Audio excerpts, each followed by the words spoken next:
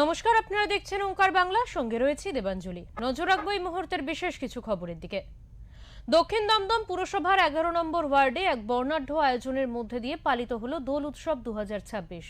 দক্ষিণ দমদমের পৌরপিতা মৃন্ময় দাসের উদ্যোগে আয়োজিত এই দোল উৎসবে এলাকাবাসীর স্বতঃস্ফূর্ত অংশগ্রহণ ছিল চোখে পড়ার মতো।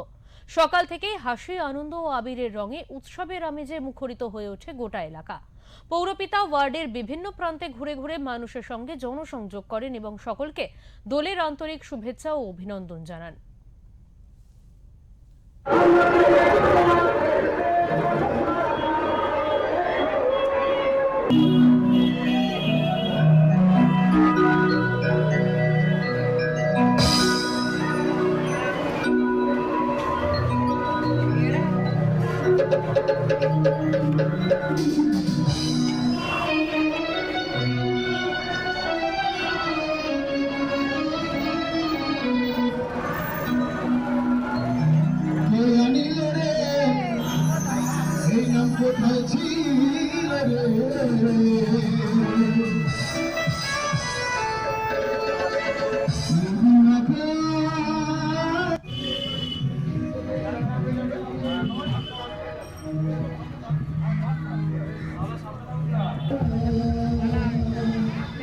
হ্যাপি হোলি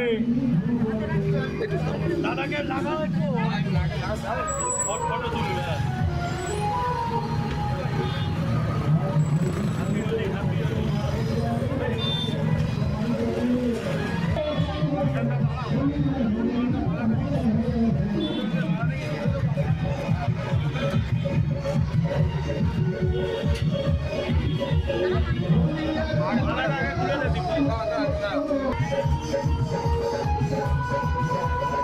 আগে আপনারা দেখতে পেতেন না যে দোলের দিন সকালে মা বোনেরা বেরোতে পারত না, কিন্তু আজকে দমদমে প্রতিটা অঞ্চলে বাংলার মা বোনেরা সকালবেলা থেকে বাচ্চাদের নিয়ে দোল খেলছে। এর চেয়ে বড় কিছু প্রাপ্তি আর কিছু হতে পারে না। আমরা যেটা করে দিতে পেরেছি, মানুষকে অধিকার দিতে পেরেছি সব উৎসব পালন করার, যে মানুষের মধ্যে যে সদিচ্ছা সেটাকে পূরণ করতে পেরেছি।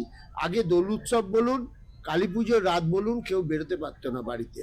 আজকে দেখছেন প্রচুর মানুষ বাড়ি থেকে বেরিয়েছেন, স্বচ্ছন্দে যে যার একে অপরের বাড়িতে যাচ্ছেন, মিষ্টি মুখ করাচ্ছেন। এটাই বাংলার সংস্কৃতি।